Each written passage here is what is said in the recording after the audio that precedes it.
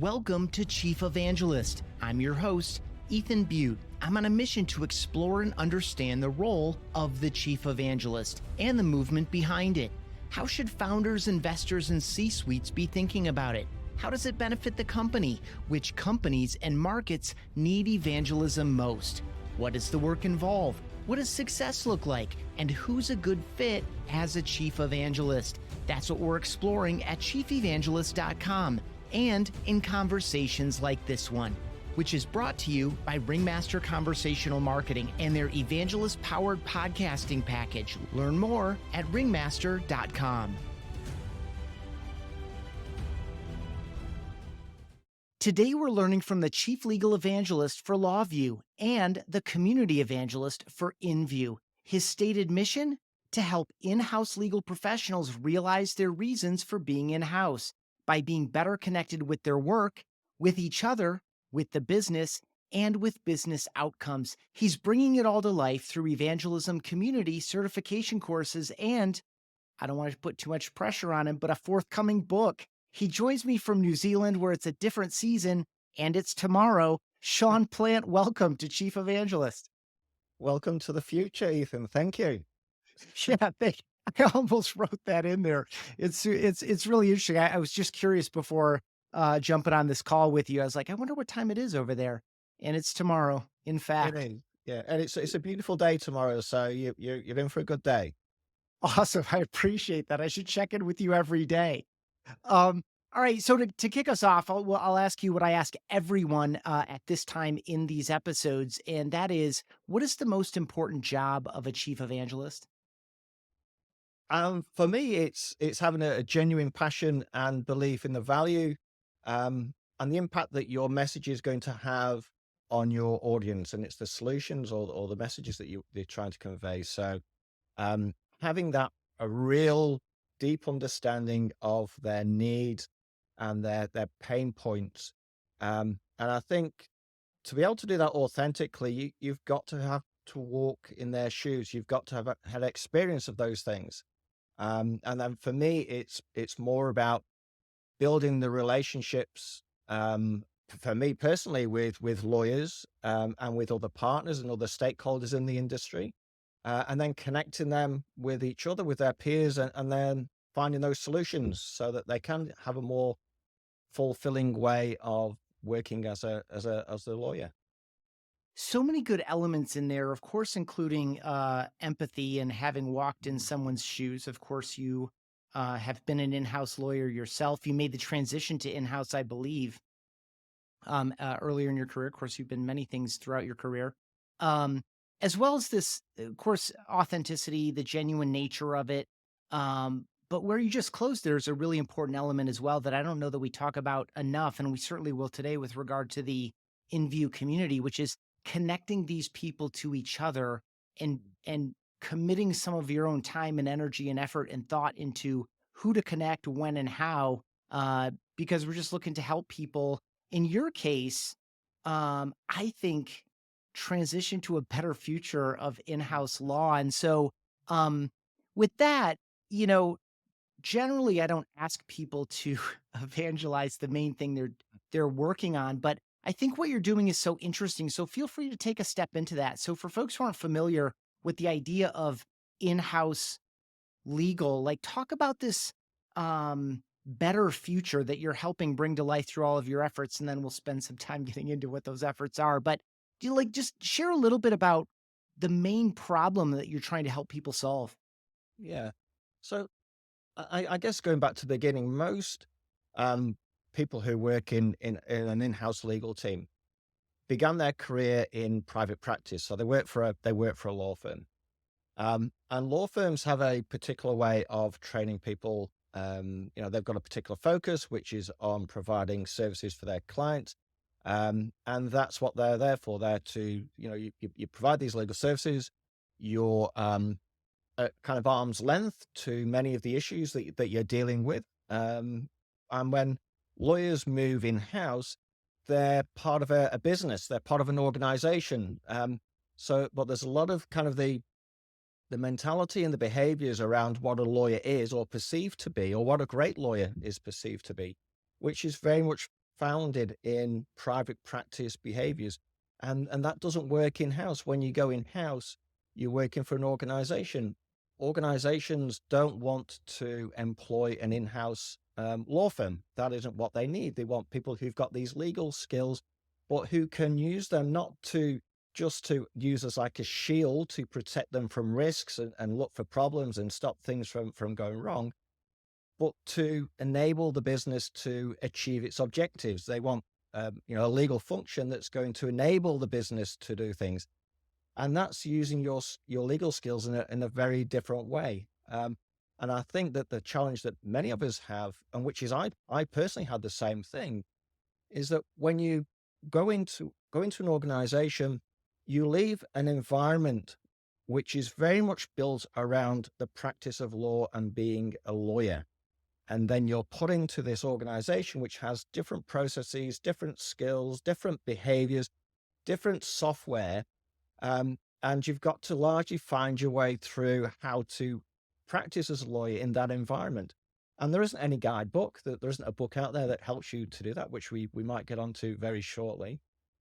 So really it's about helping lawyers to kind of reconnect. And there's reasons why we work as in-house lawyers. It isn't to churn through billable hours and meet billing targets, which is largely what we do when we're in private practice.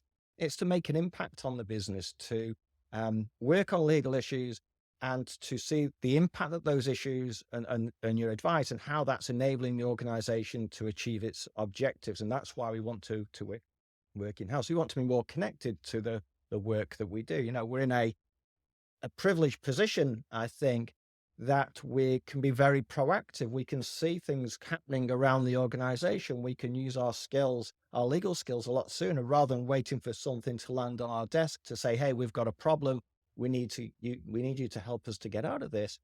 We can be a lot more proactive, and we can be a lot more connected to the people that we're actually engaging with. And that means you're not delivering legal services or advice at an arm's length, giving them this kind of a traditional legal output, but you can be a lot more creative in the way that you're using your legal skills and how you're actually engaging with people. And then you can have a better impact on the business. And it's a far more fulfilling way of practicing law. But the problem is, when you're in that position, when you're in an in-house legal team, you don't have that infrastructure that the law firms have. You don't have the software typically that supports your legal way of working. You have to use all of these different solutions that the business is using, and they're disconnected and they don't suit how lawyers like to work. So what we find is that we become inundated with work. We start to use things like Outlook to manage our work. Managing documents is all done through Outlook. And what we find is that instead of working on strategic, high impact type of work that's really going to make a difference to the organization, we're constantly fighting fires. We're inundated with work, and it isn't work that's adding a lot of value. It's a lot of transactional, operational, what I call is kind of rats and mice type issues that people have. But it's important to keep the wheels churning. The machine that is the organization has to keep moving forward, and it needs these answers to these different problems, and they all land with legal. And what happens is you become inundated with that type of work. You don't get to focus on the strategic high value work because you don't have the time. And that work then gets outsourced to private law firms. So they end up doing the work, the really interesting work that in-house lawyers want to do, while you're having to do the churn through all the operational stuff. So we end up losing, I think, the connection with why we went in-house to be an in-house lawyer, which was to do that impactful work that's helping the organization. That's been outsourced. So what I'm trying to do is to help lawyers to find a better way of practicing. And that's what this connected way of working is all about. So we're trying to help in-house lawyers to reconnect with their very reasons for why they work in-house. And then so they can have a more fulfilling, I guess, career than what they're probably experiencing at the moment. And that's, we need to find ways to be more productive. So there's a lot of behaviors that we carry with us from private practice, which just don't suit a business. A business needs answers. They don't want lengthy legalese documents that are really complex. They just want an answer, and they want to be told, yes, go ahead and do it. They don't want to be told, yes, go ahead and do it. And I'm just going to cover my backside here and tell you all these things could go wrong. So if they do go Yeah, wrong, let's go through 18 red lines. Yeah, absolutely. yeah. Sometimes you just want that's the sword. You just want to cut through all of that stuff. They want to go, yeah, there's some risks here, but just go for it. We need that we need to do that because that achieves our objective. So they want a legal function that accelerates things. They don't want a handbrake. And I think, because of the way that we work, because we're inundated with work and we don't have the time to better connect with our business and the people that we work with, we end up in this kind of silo, this legal team department.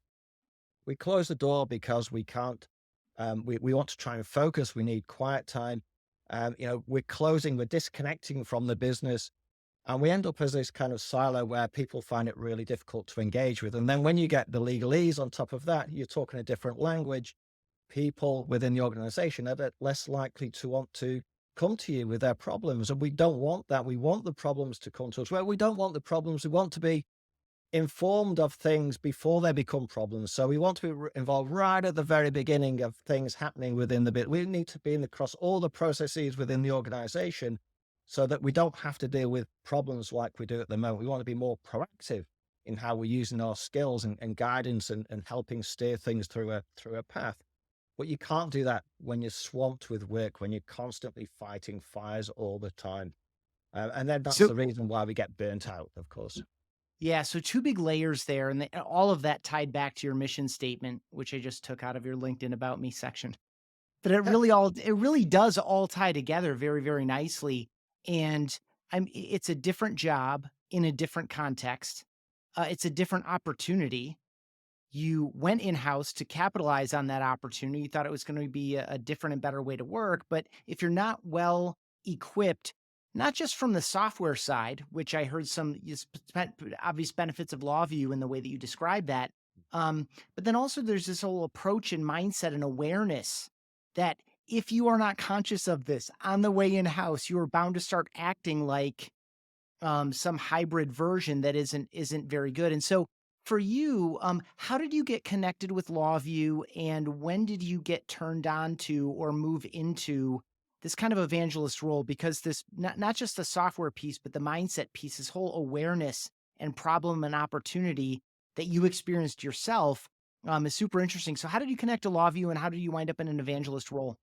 Yeah, the evangelist role is relatively new. So my career, I guess we go back right back to the beginning. So my first career was as an engineer, and then I was a professional project manager for about 15 years, managing large scale infrastructure projects. And for some reason, I thought that doing a law degree would help me to be either a better project manager, or perhaps I might be a different lawyer. It was never my intention to be a lawyer. When I first started out at law school, it was out of interest to understand more around the commercial basis for a lot of the issues that I was dealing with as a project manager. And it's only when I got to the end of the law degree that somebody told me, they said, "Well, if ever you're thinking about practicing law, you're going to have to do it now. You can't come back to it in a couple of years later and go, hey, I fancy doing law now because you've missed an opportunity." So I just thought, right, I'm going to practice law. But because I've been a project manager for so long, I stopped thinking about being a project manager. It just became it's just inherent in who I was. It was my behaviors and how I look to approach different things, how I approach life at home as well. Is everything's a project, and we go through these process and we do these behaviors and we use these tools. And when you leave law school doesn't teach you how to be a lawyer. It just gives you some basic understandings. And it's only when you start to practice law that you start to learn out how to be a lawyer. So I entered private practice, like most people do leaving law school. Um, and again, I was never taught you have to pick things up as you start to work through. And I was kind of thrown in at the deep end. I was given it on my probably third or fourth day. I was given these paper files. There was a stack of paper files, and it was a bit like a test. I was told, "Hey, have a look through those files, see what you think, and then once you've figured it all out, put them on my desk, and then we'll get together at the end of the week and we work through them." So this was my kind of supervising partner. You have a senior partner who oversees your work. So I just opened up these folders, which are filled with different colored papers, different size papers. There's handwritten notes, there's all these documents. And I just started to reconstruct that in the way that I thought, which is I was looking for issues. I was trying to identify who the stakeholders were, what the problems were, what are the actions I thought needed to do. I was project managed the way that I thought this issue was being dealt with. And then I did some legal analysis, and then I ran out of time, and I left them. And at the end of the week, my supervising partner called me into his office, and the folders were, sorry, the files were kind of spread out on his desk. And he said, "Take a seat." And he opened one up, and he said, what's all this?" And I thought of that, no joke, at that moment in time, I thought my legal career was over before it even started. I thought that I'd broken some unspoken rule that only true lawyers would ever grasp, that you don't mess with the file. You don't mess with those bits of paper. They're in that order for a reason. And you obviously don't get that. So you're never going to succeed as a lawyer. And that's what was going through my mind. Um, and he said, it's great. You've understood everything that's at issue here. All this information, you've pulled it into a really nice way of looking at things, and you've identified all the key facts and all the key people. Your knowledge of the law is absolutely shocking, but the way that you've approached this, who taught you how to do that? And I said, isn't that how you would normally approach these things? Isn't that what you look for in the pulling out this information and documenting things? And they said, no. And I then realized that project management had a place in law. So I started to look around, and there wasn't anything at the time. And it's around the first global financial crisis, which was around 2008 or so, when legal project management really started to raise its head. You know, the clients didn't have budgets anymore. They needed better ways of working. They were telling their law firms, you've got to find a better way. We've still got issues to deal with, but we just don't have the budgets. We need you to be more efficient and effective. And this was kind of when legal project management started to give rise to that. And I connected with a whole heap of people. And I went back to the Project Management Institute, which I was part of when I was a professional project manager, and said, hey, you know, what do we have for lawyers that they can use? And that was when I got really involved in legal project management. And it was how I worked. And I could see the benefits immediately that I was practicing. And then, so what I started doing is I went out on social media and I started to talk about legal project management, said, hey, there's better ways of working here. We can be more efficient. We can be more effective. We can deliver better value for clients by using some of these tools and techniques. And then the law firm that I was working with came back to me and said, hey, that's what you're doing is you're sharing a lot of IP. That's really powerful IP that you're sharing out there. You might want to keep it to yourself. Otherwise, you're just giving it away for free. And I got to think about that. And it was, perhaps there might be a reason why I shouldn't be telling people there's better ways of doing these things. We can be more productive and more efficient and effective. And then I realized that the only way that the legal profession was going to change, it wasn't within private law firms. They didn't have this burning platform because the way that we were working, efficiency wasn't high on the list of priorities, because if you're efficient, you're not billing as much time. And if you're not billing as much time, then you're not making as much money. And that's how the remuneration process and your career development largely goes. A bit cynical there, but largely is about meeting billing targets. And if you're cranking through work in really quickly, you're not going to be getting the bills. So I thought the only way that things are going to change in this industry is if the clients started to say, you've got to do things differently, and this is how I want you to start to manage my work. So that was when I decided I need to move in-house, because in-house lawyers were the businesses that were driving a lot of these law firms. So I thought, then I can start to say, this is how you're going to do my work. And then I could start. So I was evangelizing legal project management, and I was doing this for a little bit. And then I started to, I was asked by a training organization, the College of Law. They'd been approached by some law firms who said, hey, we've heard about this legal project management. Can you deliver a course for us? They got in contact with me and said, hey, we're seeing what you're doing. Can you put together a course to teach lawyers how to be better managing their work? There's lots of people out there doing project management consultancy and training, but lawyers will never listen to a consultant that's never walked in the shoes of a lawyer. So they need to be a lawyer. That is absolute. So I was the only person, certainly in New Zealand, that was doing these things. So that's when I started to do the courses as well. And then Tim Boyne and Sam Kidd, who were the original founders of LawVu, saw what I was doing.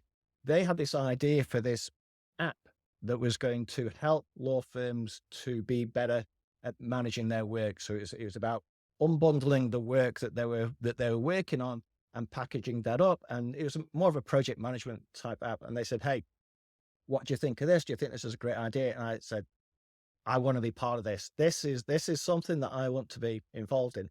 So that's when I got involved with LawVu. I think there's one other person in the team at the time, so I was probably the fourth person. But yeah, and that was all. It was all about project management. It's always been about helping lawyers to find better ways of delivering their work, being more efficient, more effective, and delivering value. And then that's where we've continued. So I've always been evangelizing. If I didn't know it's called evangelizing, but I've always been convinced that there's a better way of working as a lawyer, and we need to get rid of some of the behaviors that we kind of carry with us because we think this is how lawyers behave. We think this is how lawyers have to act, and this is how legal advice is delivered because it's kind of a formula that just gets repeated, repeated, and repeated. Um, and I think it's lost touch with, you know, the world today. It's lost touch with how businesses like to operate. And I think, sometimes when we move in house, maybe for the same reason that I did, is that you want to do something better. Sometimes you take those behaviors with you. You take with you some of that kind of image that you see a lawyer is, and it takes a while to kind of lose the shackles of that, to realize that that isn't what people want from their lawyers. They want people to advise them. They want partners who are going to be strategic in their thinking. They're going to be finding better ways of delivering things. And it isn't law, isn't the core of everything. You can use your skills to do two other things. Um, So you've been an evangelist all along. I just didn't know if that's what I was doing, to be Right. honest. So when did you take that language on? Like, when you and I connected, which I don't remember when it is, but it's probably at least a year ago, Mm. you were definitely using that language. When did you get turned on to that language, and what did it mean to you at the time? Yeah, so when you're in a startup, you don't have like clear swim lanes. Everybody has a kind of a lane within which they're responsible for, but everything blurs. Everybody's doing everything. You just got to get stuff done, and that's so exciting. I mean, it's an awesome way. So I was an in-house lawyer for LawVu, but at the beginning, we didn't have too many clients, so there wasn't a great deal for law in that. But because I understood the industry, because I could relate to the people that we were trying to help, because I really did believe, and I still obviously still do, in the message that we're trying to help and the solutions that we're trying to enable lawyers to achieve. Um, that was kind of what my role was. And then as we started to grow, so I was involved in sales. I was doing demonstrations. I was going to talking at conferences. I was doing all the evangelizing stuff, and I was doing the legal stuff, and I was helping with implementation because then I could help people to say, "Hey, if you do it this way, then you can change your behaviors. Let's get rid of that stuff. You don't need to do that. This is a better way of working." And doing all those types of things. But as we grew, of course, I couldn't do all of that. So my role started to kind of get more and more defined as we started to grow and bring in better people than I was at doing these things. And then I ended up as the just focusing on law. So I became our chief legal officer for a while. But I always loved and I missed connecting with people and helping them to find solutions, and just understanding their pain and finding value for the work that they're doing. And I really did miss that. So I was trying to do that as well because that really did light my fire, if you like, as well as the legal. And then the opportunity came to say, "Hey, we're growing again. We're looking at more resourcing. Which way do you want to go?" And I went, "I want to go down this route, doing this thing." And fortunately at the time we'd brought on a Greg Stevenson, who was ex marketing from LinkedIn, who said, "Evangelism, that is what you're doing. So that's the role that it's going to be, chief legal evangelist." And then I thought, great, I've now got a title which is different. It's I hadn't heard of the legal evangelist before. I think I'm the only legal evangelist that I know about. But evangelism was something new to me as a term. So that's when I started to look around, and yeah, there was lots of people doing evangelism, and that's how I obviously connected with yourself. At the time, I was still finding my way, looking at how do we measure success and KPIs and those types of things, and just trying to get some structure around what I was doing, but also hoping to find again connecting with people who can help me to kind of refine what I was doing to make me more effective at evangelizing, if you like. Love it. So let's keep the community on the side for a minute. Let's keep the book project on the side for a minute. What does evangelism look like for you now in terms of two specific dynamics? One, kind of the primary activity areas. I assume it's some speaking, some teaching, maybe some writing, et cetera. And is that an internal or an external audience? So one is like, what are the main activity areas? And then two, you already kind of alluded to it. What does success look like, or how are you defining success? And or how metriced and measured is this? You've obviously been with it sounds like, I don't know if the 2 gentlemen you mentioned earlier were the co-founders, but, some of the co-founders obviously knew who you were. They knew what you're capable of. They understood your perspective. They knew that you were, essentially the customer at one point in your Yeah, life and that's career. right. So you're like perfect for this role. Like, are you just in a high trust environment and the metrics don't matter so much and you're doing it just because it's your own nature as a project manager? Like, what's progress? Yeah. Um, so I know there's a lot there, but two main buckets, like what are you doing week to week, month to month, and what does success look like and how is it defined? Yeah. Day to day, week to week, at the moment is very much focused on the book, which we'll come to shortly. But apart from that, it's around thought leadership. Finding those opportunities to share the message. Very much focused on social media, and finding those different ways. So all the different forms of social media, and finding different ways to share the message in a way that people are going to understand it a little bit differently. So that's very much a primary focus. Um, Conferences, talking at conferences, being part of panels, and then just connecting with people. That's a large part of what we're doing. We also have the which I think you mentioned at the beginning, which is the certificate as well. So we have a connected legal function certificate that people can do. So producing video content for that. So building up different modules so that we're continuing to add new content so that lawyers can actually go and learn about new ways of working or just different skills or different behaviors that they can put into practice. So a lot of it is around building out the different content for the certificate as well. Um, and what was the second question? As for Oh, what does metric. success look like? Is it hardcore, like, measured, or is it more of like a Sean's just gonna do his thing and we know him and we trust him? Yeah.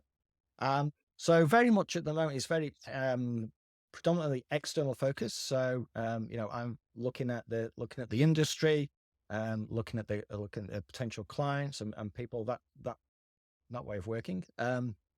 Metric wise, um, we're still trying to work that out. So we understand that it is different. That it is kind of hard to kind of measure. So I do have things that I need to do. So we're measuring my success as number of articles published, number of social media posts, and those types of things. Content added to the certificate and the framework, and then the book as well. So it's these hardcore deliverables rather than metrics, as in, because it's really hard. How do you know that you haven't influenced a sale? I mean, if that's what it's going to come down to, is are we a kind of a funnel to help to steer people in the direction which is LawVu? If that's the ultimate goal of the business, how are you contributing to that? It's really hard to kind of make that connection. You could have connected with somebody on LinkedIn. You could have shared an article or written something which just sparks their interest, and they go, "Yeah, that's for me." And then they get brought into the process. It's really hard to kind of make those connections. So you know, it is about trust. It is about. I think it's we have people in leadership positions who really understand the value in thought leadership. It isn't just a tag on. We started out, and I guess that goes right back to the heart of where we began. Is right from the day one, we knew we had a solution, but it was a solution to a problem which the industry that we were talking to didn't want to admit that it had. So it didn't want to admit that it had this problem. And we were saying, we've got this solution for you.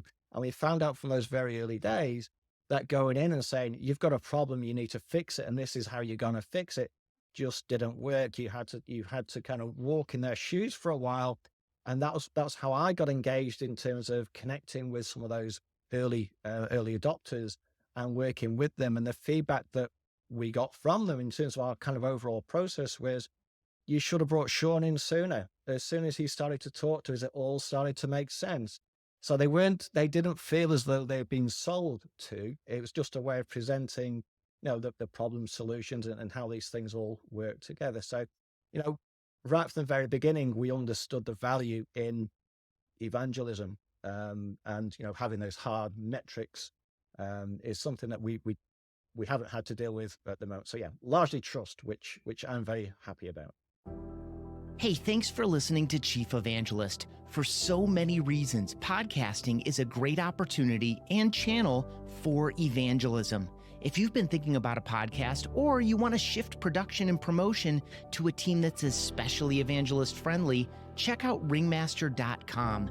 Their Connect, Engage, Scale program is designed for evangelist powered podcasting for software and tech companies in the growth stage. Again, you can learn more at ringmaster.com. They're also the team behind this podcast. Speaking of Chief Evangelist, let's get back to it. I feel like that's I feel like I'm not quite ready to call it a necessary prerequisite for a successful evangelist function, but I feel like I'm right at the doorstep. I feel like that's the story that I hear the best results from in general, because it just removes the tension and allows you to kind of do your thing. So we've talked about the book a couple of times. One of the things I love about a book, especially in light of what you just shared, is that it allows you to go in depth. It allows you to lay in some sequencing and some subtlety and some nuance. And each person, whether they're reading a physical copy, whether they're reading a digital copy, whether they're maybe listening to you narrate a book that you wrote, which, by the way, Imagine. whenever you want to talk about shutting yourself into a studio and reading your own book out loud, let me know. I'm happy to share my experience with that. Um, but it allows them to dwell in these ideas and to have their light bulbs turned on, maybe multiple light bulbs, in a way that maybe a 30 minutes on a stage doesn't allow you to convey to people. So talk a little bit about the motivation to do a book, and specifically speak to it in the context of this kind of problem awareness and evangelism that you're doing. Like, where does this fit in all of the other pieces from your point of view? It's complementary to kind of the pyramid that I see that we have at the moment. So we have a technology solution which is providing better ways of working for our in-house legal teams. And then we've got our connected legal certificate that starts to give them some real practical skills. So it isn't um, it's kind of tech agnostic in the sense that it isn't saying you have to use LawVu to solve all your problems. The technology is interwoven across many of the modules, but it isn't you have to use this one specific tool. There's a lot of behaviors and there's a lot of processes and a lot of things and the soft skills that you can do to be more effective at connecting with your work and connecting with the people and being more impactful in the way that you're delivering legal services. So the certificate is another way of providing them with a training. So it's a free training course, so they can get all these new skills and they can dig into that whenever they want to. They can take the modules at their own time, at their own pace. And then the book came about because there isn't a book that tells you how to be an in-house lawyer. Like when you go in-house, there isn't a book that tells you this is how the best way to work is. And what I wanted to do was to provide a resource that kind of pulled together a lot of things that I'd been working on across the organization, and a lot of the things that I've been working on before I joined LawVu about just being a better way and to share my experiences as well, because I did learn from the hard way from when I went in house. I actually went from being a highly connected lawyer who was delivering impact almost from day one, and I could see the value that I was adding to the organization. And we went through a restructure because I wasn't part of a legal team at that time. I was embedded within this part of the organization, delivering legal services, and I was their sole legal person. And I wasn't sat in an office; I was sat in an open plan, and I was just part of everything. I was just interwoven with everything that was happening. It was so rewarding, that way of practicing. And then we went through a restructure, and they said, "Hey, we've got a lawyer over here, and you've got a legal team over here. The lawyer needs to be as part of the legal team." And as soon as I became part of the legal team, I stopped and I had to physically relocate. I wasn't as connected with the people that I was working with in the way that I was working. And I had to pick up a lot of the other work that was coming in. So I wasn't their sole person. I was helping the workload with the rest of the organization. And then that volume started to increase and it started to encroach in the work that I was actually doing. So the reasons why I went in house started to get pushed back to the sides. And at the end, I was just swamped with all this other operational type work, and I just lost that feeling of connection. And that the reasons why I had gone in house, I realized that I'd lost that very reason. So this is what I wanted to do. So this was the reason for the book, was to help lawyers who are in that position or who are heading down that path to say, hey, there's a better way of being here. And it's also for lawyers who are contemplating going in-house as well, because in-house, when you go to law school, in-house isn't offered as the primary route for your career. It's You're going to join one of these big law firms, you're going to crush through the hours into the weekends, you're going to be a successful lawyer, you're going to be a partner in one of these law firms, and the bigger the law firm, the more successful you're going to be. In-house was never put forward as a viable option. It was, I think, years ago, it was seen as an easy route out of big law because you can't hack the long hours and you can't hack that way of working. So you take the soft option, which is going in-house, and that is not the way it is anymore. In-house lawyers are now redefining how legal practice should be done and how businesses, clients want lawyers to act and how they want to behave and how they want legal services to be delivered. So things have turned around in that the private practice way of lawyering is kind of old school.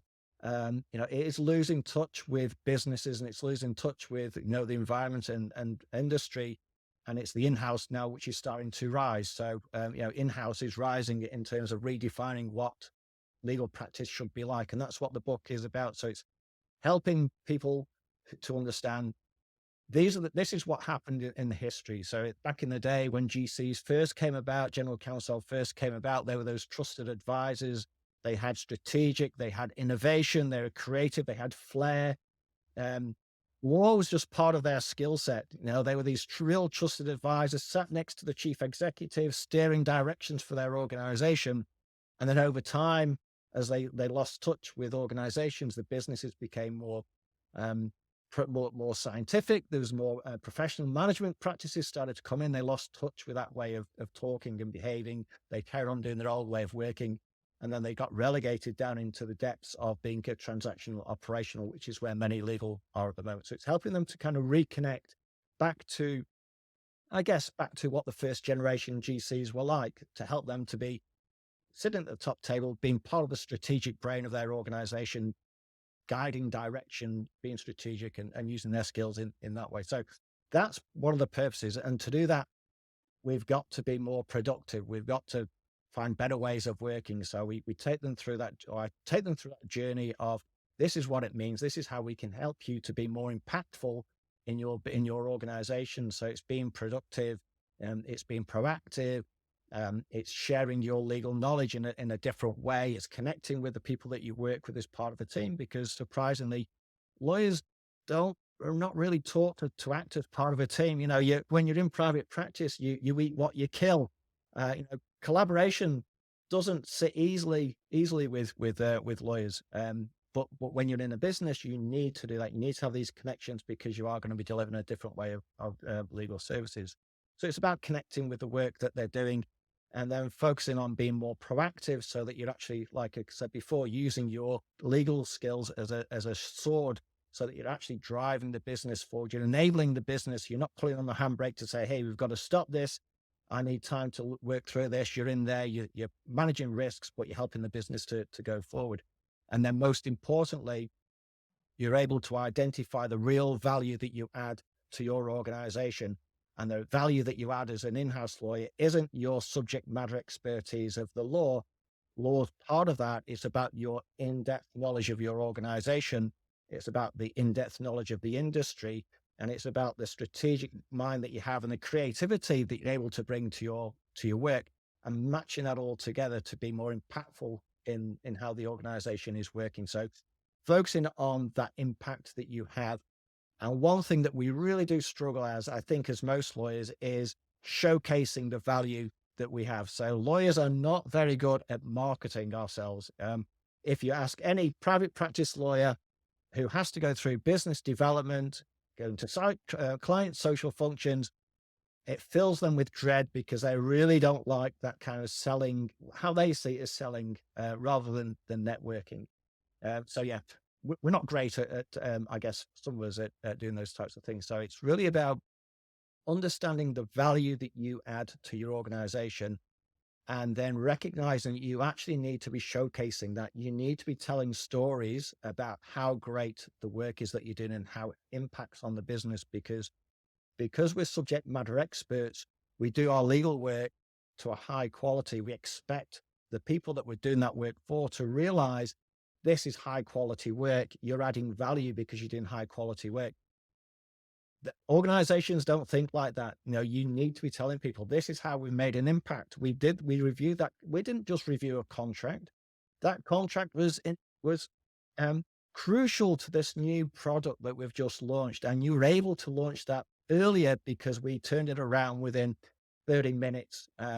That was how we added value in terms of doing those things. We prioritize our work. We focus on where we can have impact. Yeah, so it's so interesting. I mean, it's obviously a movement. It's a full-on movement. You have an important voice in it. You do personally, as does LawVu. Um, it feels like it's timely. I love the historical arc from general counsel to coming back to being a valued member of the organization. Also makes me think a little bit about some of this education isn't just for the in-house lawyer. It's for the other executives and senior leaders inside organizations to understand what a good connected legal function is so they can meet it halfway. Um, Talk to me a little bit about InView. You used tech agnostic earlier. I assume the book is going to be relatively tech agnostic as well. This isn't a how-to Um, manual for the LawView software. It really is this story arc and this historical context and this movement and this education you've been describing. You have recently taken over a 10,000 member community that is tech agnostic, also tied to the same movement. I assume this is a global community? yep. Yeah. So InView is a global community. We have about 10,000 legal professionals. So very much focused on in-house again, not just lawyers, but there's legal operations. There's other people who are involved in kind of the legal processes. There's partners in there as well. So these will be other kind of consultants who go through change management and help in-house teams to improve their processes as well. So it isn't just focused on law. Um, yeah, it's we had an amazing person, Sean Simpson, who built the community out for us. Again, it's during the startup days. It's one of those tasks that somebody has to do, and she was amazing at building it out. And now it's growing continually. So we have provided this a forum where these legal professionals can share, they can connect, and they can learn from each other. So we have champions or contributors who decide what the content is going to be, and we provide them with this vehicle, if you like. So LawVu facilitates this, but we don't drive any of the content. We don't decide what they're going to talk about. So we do.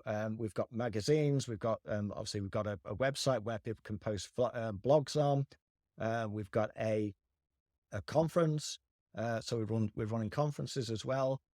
We do InView Connect, which is where we do like a matchmaking, networking with like-minded peers. So we facilitate all of that, but we don't decide what the content is going to be. And we're very, very cautious about LawVu not being prominent in that, because it is a true community. This isn't a sales mission for LawVu to brainwash people into, now you're going to sign up to the community and now you're going to buy LawVu. We're very careful not to that. We really do care about helping our in-house people to be better at what they're doing. So the contributors, we have champions, we identify who they are. They stand out and say, yeah, we'd really like to be part of this and have more voice. So we provide them with that ability to have their voice. So they just share their stories, and they share some of these amazing things that they're doing. And quite often, because we don't have too many of these communities around, a lot of people come and say, well, I've done a couple of things, but nothing, nobody will really be interested in that. It's amazing how the small things really do trigger people, and they say, that is such an awesome, these little nuggets just fall out of these stories that people are doing, and we can really engage with that. So we do have what I believe is it's a unique community. It isn't stale scones and poor coffee. It isn't like a lot of the legal conferences that you go to. This is a different community. So we'll be talking about mindset, and they talk about innovation, they talk about well-being, they talk about value and career development, leadership, those types of things. So a lot of the softer sides of, and being authentic it comes through all the time, bringing your true self to work. And it really is, if you read the content, you can sense that we are really disconnecting from that private practice way of thinking and being, and we're kind of embracing this way of being as a better way of practicing, law, a more fulfilling way of practicing law. So yeah, bring it. So I'm now the kind of the community evangelist as well. So continuing with his story, to just trying to help people to connect and share and capture their stories, and hoping to grow the community as well along that way. I love the idea of building a platform that is completely oriented toward the members themselves. Um, do you publish there as well, or are you simply facilitating? I do content as well. So I'm doing some of the thought leadership. So I'll do some articles. We have a content team as well. So we help the contributors to kind of formulate their thoughts and to put that into a way. So they do a lot of the heavy lifting for the community as well, which is really helpful. So it is about contributing to the community, sharing those stories, because people always want to hear about what other people are doing and experiencing. And as well, because I engage with so many of our community, whether they're in part of the InView community or whether a LawVu client, you find these people who are different, doing things differently, and you can then start to share their experiences on their behalf as well. So again, it's about connecting people, whether they actually want to be a participant in the community, or whether they just want to consume rather than actually contribute themselves. Absolutely perfect. We don't mind, as long as we're helping people, whichever way they want to learn, as long as we're helping them to connect with better ways of being, then I think we're achieving our objective. Yeah, that's awesome. What advice would you have for someone like you who perhaps, as they listen to a conversation like this and some of the other ones we've had on the show, or they talk with a friend who's doing this type of work, they realize, oh gosh, because I've heard this a number of times now. I just realized I've been an evangelist all along. What advice would you give someone who's thinking about whether or not to implement an evangelist role in their organization, or someone thinking about stepping into one or trying to carve one out in the context of what they're doing? Like, what do you wish you knew, a couple of years ago?